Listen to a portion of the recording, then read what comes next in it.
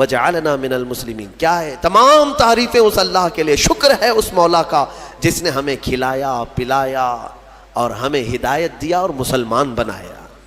کھانے کے بعد بھی میرے آقا نے یہی سکھایا. کھانے کے بعد تمہیں کرنا کیا ہے؟ یہی ہے.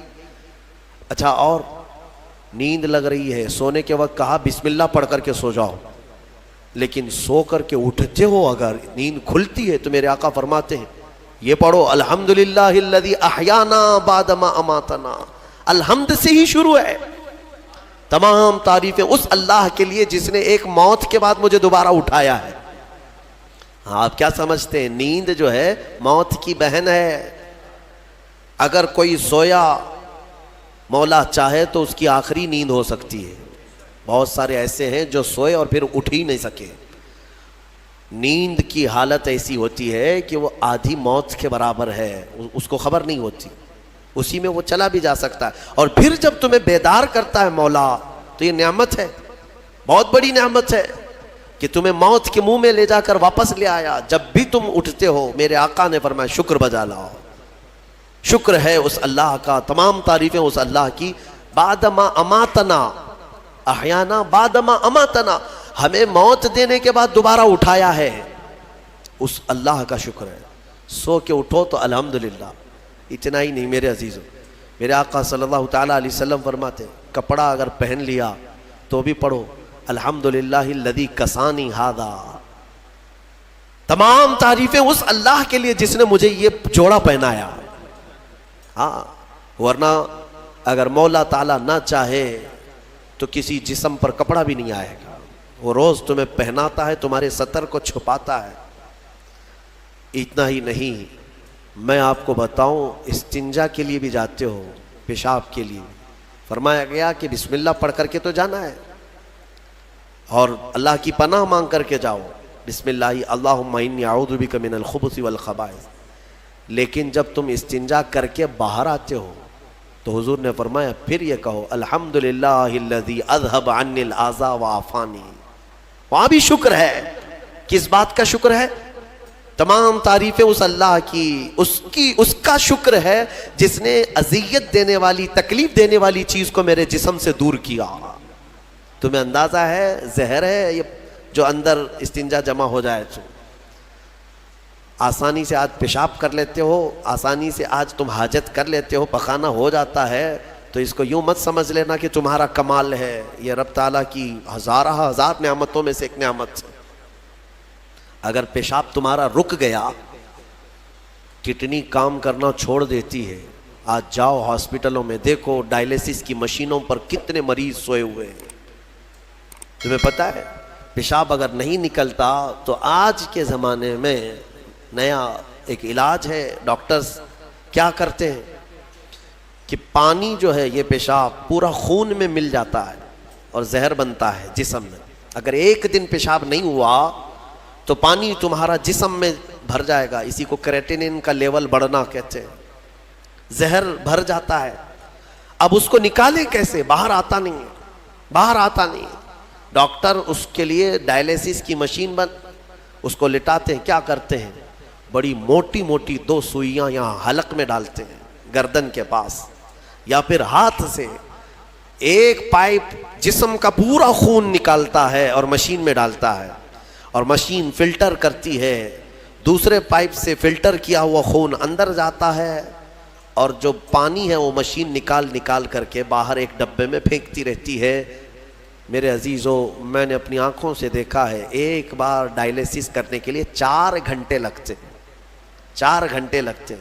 اور کئی مریض ایسے ہیں جن کو ہفتے میں 3 مرتبہ یہ کرنا پڑتا ہے، اور ڈاکٹر ان کو 1 بوتل پانی دیتا ہے. لمیٹڈ پانی پینا، پورے 2 دن میں 1 لیٹر سے زیادہ پانی مت پیو.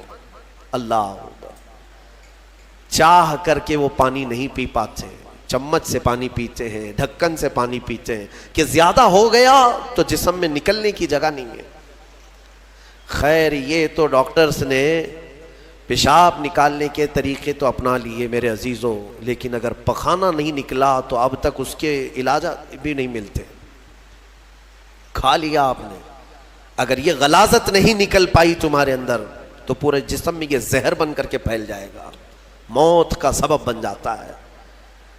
جب ہم بیت الخلا میں جاتے ہیں اور پیشاب پاخانہ کر کے نکلتے ہیں تو تمہیں کیا لگتا ہے؟ میرے عزیزو، یہ اللہ کی ہزارہ نعمتوں میں سے ایک نعمت ہے کہ اذیت دینے والی چیز کو اس نے ہمارے جسم سے ہٹایا ہے۔ اسی لیے مولا فرماتا ہے فَبِأَيِّ آلَاءِ رَبِّكُمَا تُكَذِّبَانِ، تم میری کون کون سی نعمتوں کو جھٹلاؤ گے؟ اچھا، یہ تو نکلنے والی بات میں نے کیا نا، نکلنے والی بات، لیکن تمہیں پتا ہے تمہیں اگر کھانے کے لیے بھوک نہ لگے تو کچھ نہیں کر سکو گے۔ کھانے کی خواہش ہونا یہ اللہ کی نعمت ہے، بھوک لگنا یہ اللہ کی نعمت ہے۔ اچھا یہ بھی میں آپ کو بتا دوں، بھوک لگتی نہیں ہے کسی کو تو یہ مصیبت ہے، کھا ہی نہیں سکتا، بغیر بھوک کے وہ اندر لے بھی نہیں سکتا لقمہ۔ یہ رب تبارک و تعالیٰ کی طرف سے نظام رکھا گیا ہے، وہ بھوک لگتی ہے وہ کھاتا ہے۔ اور ایک بات میں بتا دوں، ایک بڑی بیماری ہے دنیا کی، بھوک تو بہت لگتی ہے، آدمی کھائے جاتا ہے لیکن پیٹ بھرتا نہیں، سیرابی نہیں ہوتی، شکم سیر نہیں ہوتا۔ یہ بیماری ہے ہیضے کی بیماری۔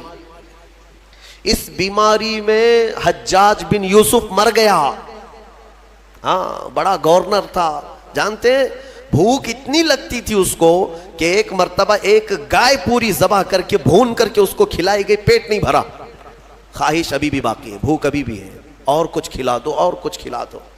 اس کو پھر انڈے کھلائے گئے، مرغیاں کھلائی گئی، اتنا کھلایا گیا کہ پیٹ پھٹ گیا، پیٹ پھٹ گیا اور زہریلا ہو گیا۔ آپ کو کیا میں بتاؤں، پیٹ 4 لقمے کھانے کے بعد، کسی کو 10 لقمے کھانے کے بعد ایسا لگتا ہے نا پیٹ بھر گیا، الحمدللہ پیٹ بھر گیا ہے۔ یہ جو شکم سیر آپ کو لگتا ہے یہ اللہ کی نعمت ہے۔ کچھ لوگوں کو یہ بیماری ہے کہ تم ان کو 4 کلو بھی اندر کچھ ڈال دو تو یہاں کی جو چاہت ہے وہ نہیں جائے گی، ہاں خواہش نہیں ختم ہوگی۔ اسی طرح پیاس لگنا اللہ کی نعمت ہے، اور پیاس کا بجھ جانا یہ بھی نعمت ہے۔ سکرات کے وقت میں فرمایا گیا کرے ایک ندی پانی بھی اس کو پلایا جائے تو یہ حلق نہیں سوکھے گا، پیاس باقی رہے گی، اور پانی اور پانی اور پانی۔ تم اندازہ کر سکتے ہو ایک گلاس پانی پینے کے بعد اگر ٹھنڈک لگی، ہاں پیٹ بھر گیا، پیاس بجھ گئی، نعمت ہے اللہ کی یہ۔ اور ایک بیماری یہ ہے کہ اس کے اندر ایک بالٹی پانی بھی ڈال دیا جائے تو حلق نہیں سوکھتا، پیاس بجھتی نہیں ہے، پھر زبان چپکنے لگتی ہے، حلق سوکھنے لگتا ہے، یہ بیماری ہے۔ میرے عزیزوں، میں تو صرف تمہارے جسم کی نعمتیں گنا رہا ہوں، تمہیں اندازہ بھی نہیں ہے۔ ابھی چند دنوں قبل میں نے اپنے بچوں کے سامنے بھی ایک بات عرض کیا تھا، میں 1-2 سال قبل شاید ایک مطالعے میں تھا، کسی چیز کی اسٹڈی میں، ایک نئی چیز میرے مطالعے پہ آئی تھی۔ ایک صاحب کئی دنوں سے وہ بیمار رہتے تھے، ان کو ہوتا کیا تھا، چلتے تھے تو اچانک ٹیڑھے ہو جائے اور ایسا لگے کہ دیوار گر رہی ہے، روڈ پہ چلے تو ایسا لگے کہ یہ گاڑی میرے اوپر گرے گی۔ ہاں یہ ایک بیماری ہے۔ آپ زمین پر کھڑے ہوتے ہیں، 2 پیروں سے کھڑے ہوتے ہیں نا، بیلنس کیسے رہتا ہے تمہارا؟ یہ چاہے موٹے ہو تگڑے ہو لیکن سیدھے تو کھڑے رہتے ہو، اور چلتے ہو تو کیا ایک طرف جھک جھک کے چلتے ہو، کبھی ادھر کبھی ادھر نہیں، ہوائیں چاہے جتنی بھی آئیں آپ سیدھے چلتے ہیں۔ یہ کون ہے جو تمہارے بیلنس کو مینٹین کیا ہوا ہے؟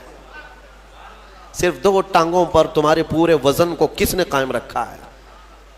اگر تجربہ کرنا ہے تو مٹی کا ایک پتلا اس طرح سے چلا کر کے دکھاؤ، 2 ٹانگوں پر چلا کر کے دکھاؤ، بیلنس کون رکھے گا؟ ارے پتلے بھی اگر بنا کر کے کھڑا کرتے ہیں کہیں اسٹیچو تو انہیں گاڑ دیتے ہیں، کھڑا نہیں کر پائیں گے۔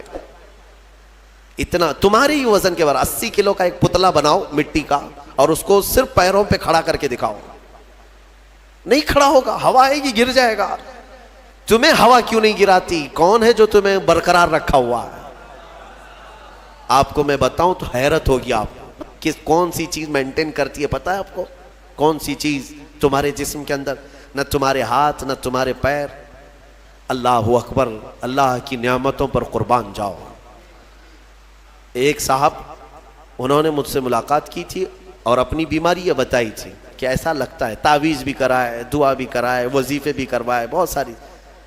ایک ماہر دانشور تھے، انہوں نے مجھ سے یہ کہا کہ مولانا مسئلہ یہ ہے کہ ہمارے دونوں کانوں کے بیچ میں ایک چھوٹا سا پارا، ایک قطرہ ہوتا ہے پارے کا، لکوڈ پارا دیکھیں آپ بی پی چیک کرنے کے وقت جو چڑھتا اترتا ہے مشینوں پہ، اس طرح کا ایک ہلکا سا ایک لکوڈ قطرہ ہمارے دونوں کانوں کے برابر بیچوں بیچ ہوتا ہے، اور وہ قطرہ ہے جو پورے بیلنس کو مینٹین کرتا ہے، وہ ایک قطرہ ہے۔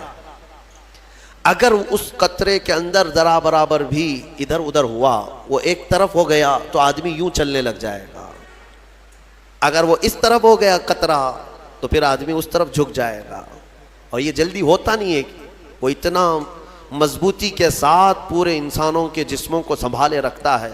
میرے عزیزوں، پھر میں یہ پوچھتا ہوں فَبِأَيِّ آلَاءِ رَبِّكُمَا تُكَذِّبَانِ، تم اپنے رب کی کون کون سی نعمتوں کو جھٹلاؤ گے؟ اور ایک بات، عجیب عجیب چیزیں میں نے دیکھی، کبھی ہم غور نہیں کرتے نا اپنے جسم میں، اور اسی لیے میرا رحمان فرماتا ہے وَفِي أَنفُسِكُمْ أَفَلَا تُبْصِرُونَ، تمہاری ذات میں میری نشانیاں ہیں، تم دیکھتے نہیں؟ اللہ پوچھ رہا ہے تمہاری اپنی ذات میں میری نشانیاں ہیں۔ محبوب الہی نظام الدین اولیاء رحمۃ اللہ تعالیٰ علیہ نے فرمایا اللہ تبارک و تعالیٰ تک اگر پہنچنا چاہے بندہ تو صرف اس کی نسیں جو ہے نا، اس کی رگیں، یہی کافی ہیں اس کے لیے۔ ہاں میرے عزیزوں، آج بھی ڈاکٹرز یہ کہتے ہیں کہ تمہارے جسم کے اندر کی نسیں اگر کھول کر کے پھیلا دی جائیں تو 10,000 کلومیٹر تک پھیل جائیں گے، یعنی تقریباً ایک دنیا گھومنے کے برابر۔ اتنی نسیں تمہارے جسم کے اندر ہیں کہ اگر ان کو کھول کر کے پھیلا دیا جائے تو اتنی لمبی، کون ہے جو یہ سارا مینٹین کیا ہوا ہے؟ اور ہر نس میں وہ خون کو دوڑاتا ہے اور پھر واپس پہنچاتا ہے دل تک۔ ایک چیز میں جو کہہ رہا تھا وہ یہ ہے، عجیب سی چیز ہے، ایک صاحب نے فرمایا کہ ایک بیماری ہے کہ یہ ایک صاحب ہیں کہ ان کی آنکھوں کی پلک بند ہی نہیں ہوتی، اس پر تحقیق کی گئی۔ میرے عزیزوں، کتنی چھوٹی چیز لگتی ہے، آپ پلکیں جھپکاتے ہیں نا، آپ کے اختیار میں نہیں، اور بہت ہلکی سی ہے، یوں کیا بند ہوئی، یوں کیا کھول دیا، آنکھیں بند ہو رہی کھل رہی ہے۔ آپ کو پتا ہے اس کے اندر کیا چیز ہے؟ کہا کہ ایک بہت ہلکا اسپرنگ ہے ان پلکوں کے بھی اوپر، باقی سب جگہ اس طرح اپنے آپ نہیں ہوتے ہیں کہ خود سے جو ہے بند ہو رہی ہو کھل رہی ہو۔ کان کیا اس طرح کرتا ہے ہمارا؟ اٹھ گیا اپنے آپ، بیٹھ گیا اپنے آپ۔ یہ ہلکی سی پلکوں کی جو چمڑی ہے نیچے آتی اوپر جاتی، نیچے آتی اوپر جاتی، کیا چیز ہے؟ تو ایک صاحب نے ہمیں بتایا کہ بہت ہلکا اسپرنگ ہوتا ہے، اگر وہ اسپرنگ ختم ہوا کسی کا تو بلڈوزر سے بھی کھینچ کر کے بند نہیں کر سکو گے۔ ان پلکوں کی چھوٹی سی چمڑی کو کھینچ کر کے بھی بند نہیں کر سکو گے، وہ بند نہیں ہوگی پھر۔